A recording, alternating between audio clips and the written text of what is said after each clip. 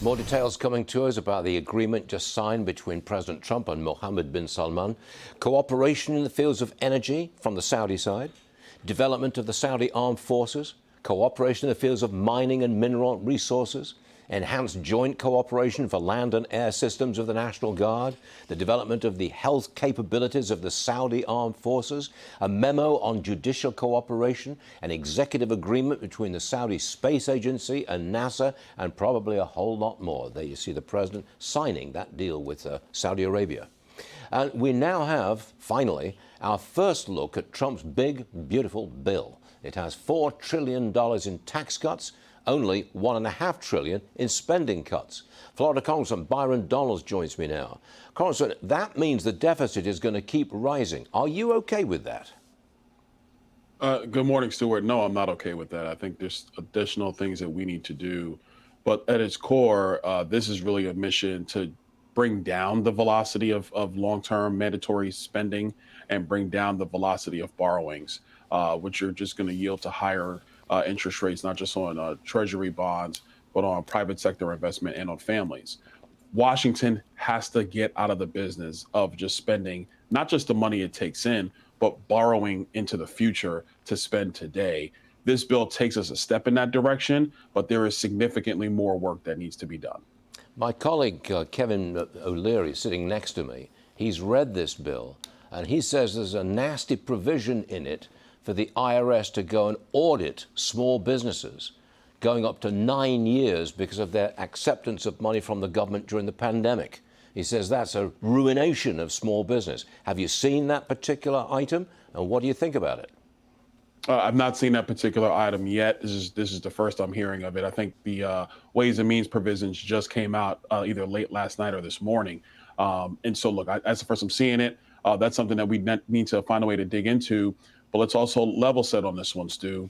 There was a lot of issues with some of the federal programs around PPP and the other programs that were existing during the COVID era that we are going to have to try to find a way to work our way through. In this bill, I know on the tax side, we want to keep the 199A deduction in place intact so small business owners aren't seeing tax increases. We want to move, I know the president wants to move to 100% expensing for CapEx over 4 years. That's a major boon to small business, but we cannot turn a blind eye to the fact that, yes, some of those programs were abused during the COVID era. Have you got time to do all of this? I mean, time is running out. Memorial Day is, a couple of weeks away. And there's awfully complex issues up for discussion here. Can you get it done? I think so. I think, look, the members are all working very productively moving forward. I will tell you that some of the key issues are what's really going to happen around SALT. I hear the New York delegation is saying they want a SALT cap of $60,000, which is really to the tune of more than $500 billion. That's something that I think is going to be very difficult. Excuse me. Very difficult. No, thank you. It's going to be very difficult to achieve. At the same time, there are some adjustments in Medicaid that I feel do not do what is necessary in terms of bringing balance to Medicaid, balancing what the federal government spends with respect to able-bodied adults versus pregnant women and kids. Pregnant women and kids are funded at 50%, while able-bodied adults are funded at 90%.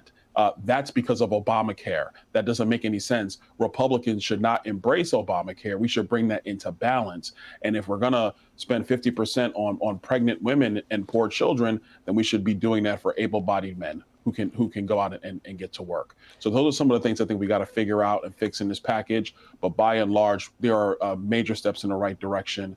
We think that we're going to be able to accomplish the one big, beautiful bill. You are running for governor of Florida. President Trump has endorsed you, and when he endorsed you, your approval rating or your vote went up 18%. I guess Florida really is Trump country, isn't it? It sure is, Stu. Look, I'm very fortunate and proud to have President Trump's endorsement to be the next governor of Florida. And in our state, we've had great leadership. Governor DeSantis has done a tremendous job. But now it's about taking Florida to the next level, expanding our economy, finishing up fixing our water systems, continuing the hard work in insurance to stabilize our markets, building out transportation networks, making sure our kids get a world-class education. And I think there was a report that came out from our chamber back in the state of Florida about we really need to answer the bell when it comes to math education.